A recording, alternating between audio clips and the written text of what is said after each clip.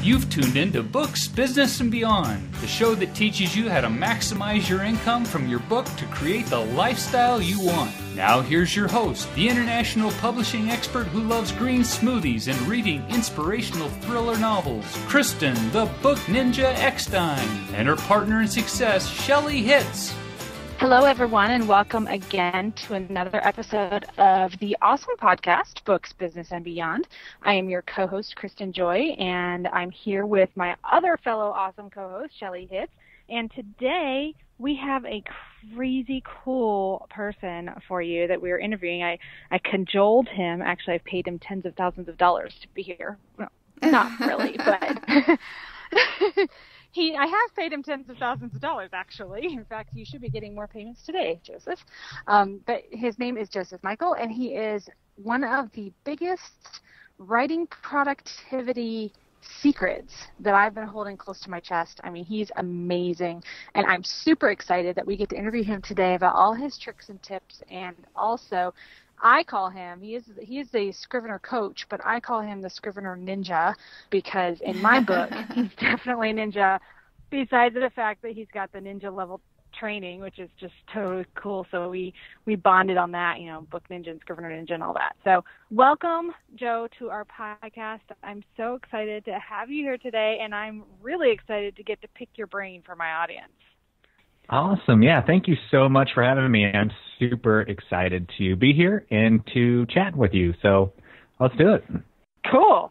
So let's start off with, if you're sitting down to write a book, which I know you've done many times, or an article, or something to market your book, but you're staring at that blank cursor blinking at you on the screen, what is a productivity tip you can give us that will help those authors just sitting there going, crap, now what? That will help them get started.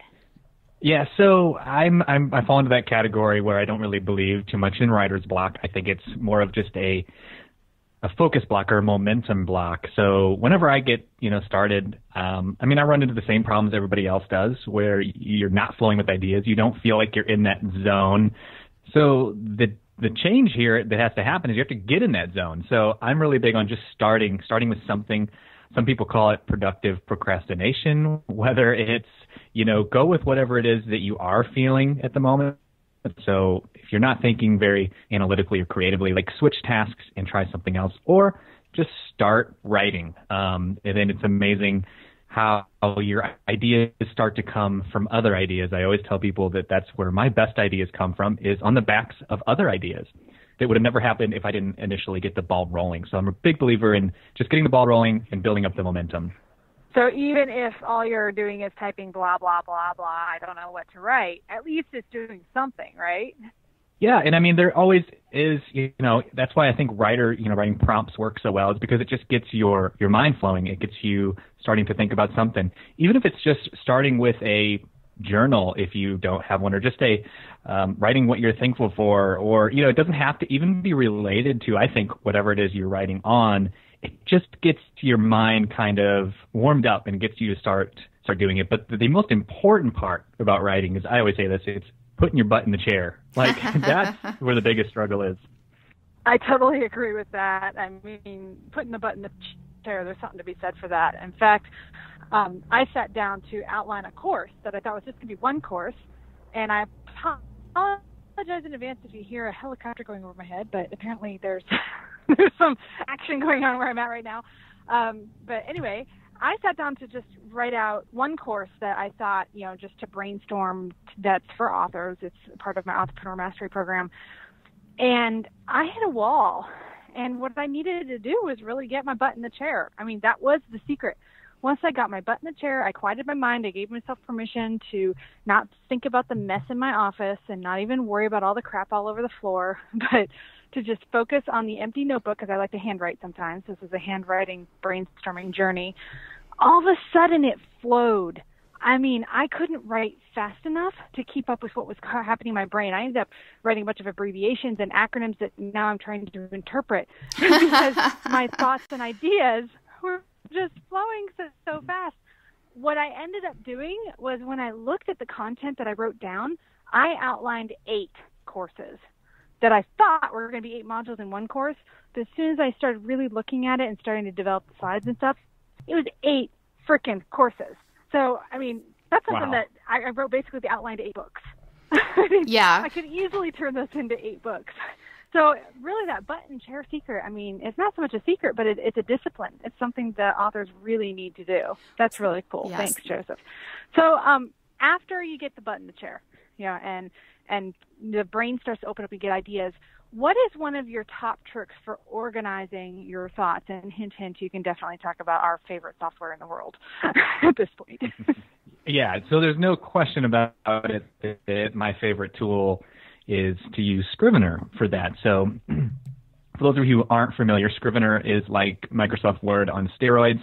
It allows you to do so much more, and it's really a kind of a one package fits all kind of thing. Like it's a database, it's an outliner, it's a planner, it's obviously a writing machine, it's a word processor, and it can even spit out, Kindle books and things like that. So I always start in Scrivener, usually in like an outline mode. I like to plan a little bit of my stuff ahead of time. So it has this beautiful little binder where you can create documents and then you can move them around, just like in an outlining program. So I'll start there, and then they have a really powerful inspector and notes featured. So as I'm getting ideas, I start putting ideas into the notes there, and it really just starts to kind of grow naturally from there. I usually, for each project, I'll open up a new Scrivener project. So some people use Scrivener and they collect everything into one massive giant project, which is fine too. But I like to kind of separate things out. Just for me, I think better if I can just look at one Scrivener project and I know everything in here is like a big 3-ring binder of whatever it is I'm working on. So I'm in the same process as you I'm outlining a course right now. And so it's like it always starts in Scrivener for me. So I start laying out my modules and I would just create new folders. What do I want to have in there?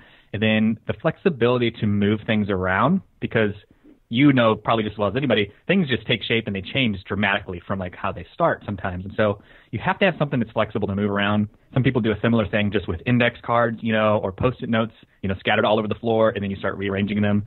Well, it's the same kind of thing in Scrivener. They even have a virtual index card system with a cork board that looks realistic and you can move it all around. So that's kind of my tool of choice. Secondly, it would either be I swivel my chair to the left of me, which I have a giant whiteboard. And so if I'm in more of a creative, just need to kind of see things and draw them out by hand, I love the whiteboard too as a secondary tool. Yeah, I just recently used the whiteboard. I was getting ready for a presentation. It was a brand new presentation, and I was sitting at my computer looking at PowerPoint blank. I was like, what do I do? And I got my whiteboard, and I just like you did, Kristen, it just came. And it actually was almost exactly the presentation outline I ended up using, but the whiteboard helped me get unstuck. Same thing for a course I was outlining recently. I used the big sticky notes and used the little sticky notes around it, and it helped me to get unstuck. So I like to say you do the inspiration offline, and then you bring it online. I love mind mapping. I love, Scrivener, all of that too. But sometimes you just need that inspiration offline. But yeah, all of those techniques are so good. Yeah, totally agree with that. Actually, I want to chime in here with the whiteboard thing, because what I've found is I'm a whiteboard junkie, and so I pretty much own every single dry erase marker there is, every different color. And there's a reason for that, because using color activates the right brain. So if any of you have followed me for any length of time, I'm a big brain science nerd, and I absolutely love studying the right brain versus the left brain, the logical, cognitive thinking versus creativity, and how they work together to problem solve. And what I have found is starting offline with a whiteboard and some markers, or even just big giant pieces of paper. I've done it on letter-sized pieces of paper I stole from my printer. I just grab them out of the printer tray and go to town with markers, crayons, anything with color. Color is actually a secret. It's key. Color activates the creative process centers of the brain, which will allow the ideas to flow more smoothly and easily. And then you can take your chicken scratch color that's all over whatever surface you choose to color on. You can even get whiteboard paint your walls and go to town on drawing on your walls. So if you have kids, make sure they understand that there's only some walls they can draw on. Otherwise you might have some issues in your house. But anyway, activating that right brain process. Speaking of kids, think about how creative they are when you put a crayon in their hands. I mean, they just go to town drawing all sorts of stuff. They're like, where the heck did this come from? It's because they're uninhibited. They don't have what we have as adults of the, the responsibilities and the day-to-day just crap we have to muddle through and all the stuff we've gone through in life that holds us back. They don't have that yet. And they're able to tap into that childlike part of them, which, is pretty much all they are, by using color. And as adults, that's actually something we can do. We can tap into that childlike part of us, that creative center and imagination, just by using color. So starting offline like that and then bringing online into Scrivener, which actually I was going to mention this too, Joseph, which you touched on, the index cards on the corkboard. I use that a lot in Scrivener just because it is more right-brained. It's more creative to move those shapes and colors around. You can change the colors. I mean, when you did a webinar for my people, you blew my mind on what you could do with that corkboard, and it's just amazing. So you can take your offline stuff, bring it into the corkboard in Scrivener, and then it automatically organizes everything for you in a nice linear way that will make your left brain very, very happy. And then your left brain is the organizational process. It's going to actually help you get your writing done. I mean, that's the structure and the discipline side of all of us. So yeah, that's awesome. I mean, I love Scrivener. Obviously it's kind of hard on a podcast to show you everything that Scrivener can do. But it's a fantastic tool. And so I want to give you a shout out right now. Everyone go to booksbusinessandbeyond.com/learn Scrivener. It's Scrivener, Scrivener. So booksbusinessandbeyond.com/learn Scrivener. It's also in the show notes. You can just click the link there, and that will take you to one of the most awesome trainings I've ever seen. And I've had probably hundreds of people, I think, go through that training that I've sent there, and I still send people there every month to go through the Learn Scrivener training, because it is one of the best, most comprehensive software trainings on any kind of software I've ever seen, and it's dirt cheap. So go check it out before I convince Joe he needs to raise the price because he really does. But I mean, grab it now, because it's a powerful software tool that can confuse you if you don't know what to do with it. And the Learn Scrivener training will show you exactly what to do with it, so that you're not pounding your head against the wall, and it'll make the software worth it, because the software is not free. You can get a free trial, but it's not free, and it will save you tons of hours of time and frustration, and the power behind it of what it can do for ebooks and Kindle is it's unequaled. So go check that out. That's my 2-cent sales pitch. Moving along. So Joseph, what other productivity tips can you give us for, let's say they've got information in Scrivener and they've really started to write and hone down, but it's a few weeks down the road and maybe life happens and they start to lose steam. What are some tips you can give them, maybe even a trick inside of Scrivener that they can use to reignite that fire? Oh, goodness, there's so many. A couple of first things come to mind when I'm thinking about, reigniting that flame or that creativity. And I'd be really curious to hear your thoughts on this coming from kind of a fellow, brain science junkie. And I loved your stuff on color. In fact, now I have another reason to show more of the colorful side of tips in my Scrivener training as a teacher and educator. I love that, with activating the right side of your brain in that. But I also believe in, activating the other senses as well. So I use a program you're probably familiar with called Focus at Will on my computer. It's a streaming service that's, music that's designed to stir up creative juices in that. And like sometimes it's just maybe fast beating drums, or other times it's the sound of like a coffee shop in the background, which is kind of part two of my answer here, is sometimes you've got to actually physically move somewhere. Like if you're just getting in a rut at your current home office or something, like this happens to me all the time. I'll just pack up and say, I got to go hit Starbucks today, or I've got to go right in the park, or sometimes you just need to stir things up, have different experiences. I was just talking with Joanna Penn last week, and she was going to be in Savannah, Georgia at a conference, and she was going to go and look around at the environment to get ideas and creativity and inspiration for the books she's writing. And so I think it's important to just use our world and our environment and adapt, bring in all of our senses that we can too, to help us, because God knows we all need help getting ideas, getting our writing into written form and getting it out there. we have so many things that constantly, trip us up. It's that resistance, right, that we all have to try to push through. So I try to pull out every trick in the bag I can. If this isn't working, how can I activate, something with a sight or a sound? And so, you just kind of experiment. But the main thing is you've got to stay disciplined and you've got to keep going. You have to be careful with thinking about your intentions, like you intend. And sometimes we view ourselves by the intentions we have about the work we have or the projects, and not the actual outcome or the action. So you have to always be measuring, are my intentions equaling my output? And you have to be making sure you're making stuff. You have to be creating stuff. You have to be writing stuff. So it's doing that actually matters. That's awesome. I totally agree with everything you just said, and I love that I inspired you to bring more color into your Scrivener training, because that's really what blew my mind. And I had a lot of people on my webinar with you go, woohoo, oh my gosh, that's the coolest thing ever. It's funny how the little things are the things we get the most excited about, right? So yeah, I totally agree with getting out of your environment. I mean, I've been, those of you who have been following me, I've been pretty much mobile for the past 5 months.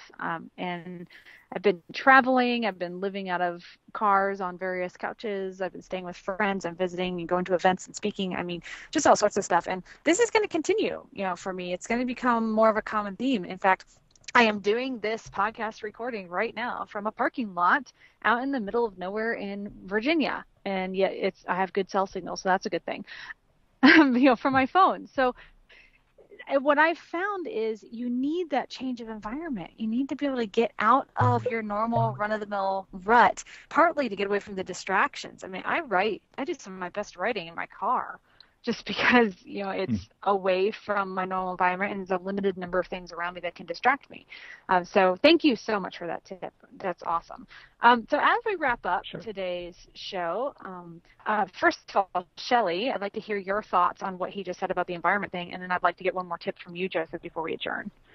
Oh, yeah. I really believe in doing writing dates. And I know our colleague, Natalie Marie Collins, does that. But I've done that for years. When I first started writing in 2008 and I published my first book, I have been doing that ongoing. And I'll go to a coffee shop or I'll go to a specific place. And that way I don't have all the distractions of everything around me so that I can really focus on what I'm doing.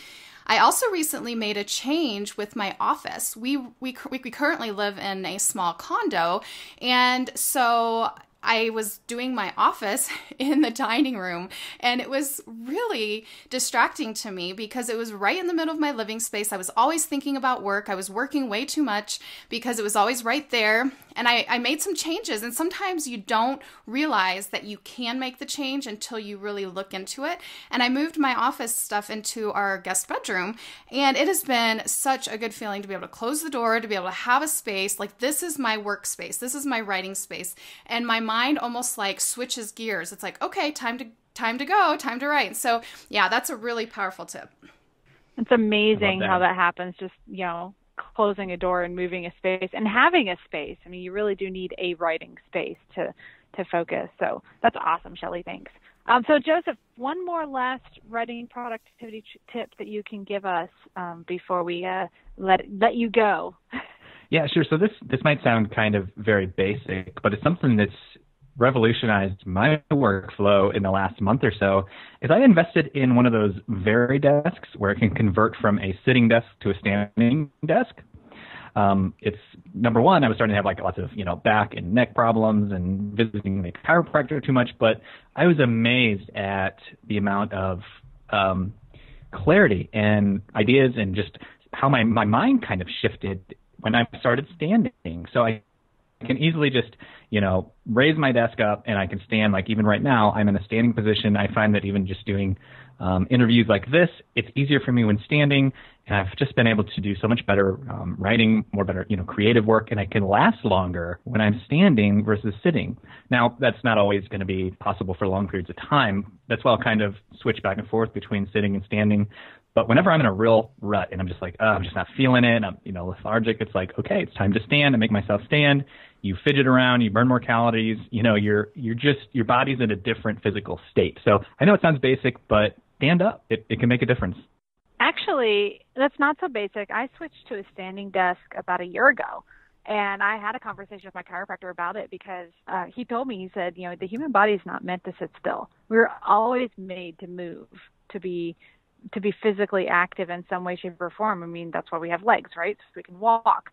So standing is actually important. But he told me, like what you do, you switch between sitting and standing throughout the day. And that is important too, because you don't want to be standing all the time. I found, I had back pain by standing all the time. But something that I did to transition myself to that point with my back problems was to get a yoga ball. And I moved to sitting on that instead of an office chair, which actually is a great core workout, by the way, just sitting on that thing all day long and keeping yourself balanced, not falling over. And it really did increase my productivity. And then when I got my standing desk attachment for my regular desk, which you can find on Amazon for like $70, I mean, it's pretty inexpensive, or you can practically build one yourself out of 4 pieces of wood. And then I got my standing desk installed, and I started standing more. I noticed the same thing. I mean, my problem solving skills went through the roof. My productivity level went up. My energy level overall went up. And now I split my time between a chair at my table, because I have an art table where I also play with Legos.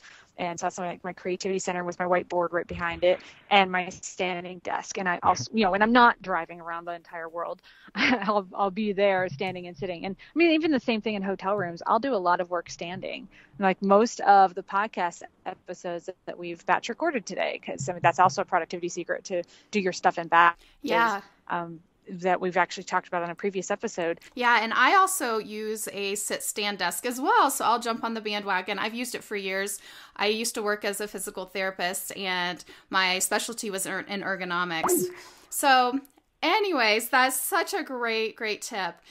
We're winding down here, and so thank you so much for joining us, Joseph Michael, and we are so honored to have you here with us on this podcast today. And thank you everyone else for joining us and listening in. Make sure to check out our next podcast, and if you enjoyed the content, we would love for you to post a review on iTunes. Thank you everyone. We'll see you next time. Bye-bye. Thank you, everyone. Thanks, guys. Bye-bye. You've been listening to Books, Business, and Beyond, the show that teaches you how to maximize your income from your book to create the lifestyle you want. Visit your host, Kristen the Book Ninja Eckstein, and her partner in success, Shelley Hitz, at booksbusinessandbeyond.com and grab your free gift today. Tune in next time for more ways to diversify your income beyond the book, and don't miss a single episode. Subscribe to this podcast on iTunes.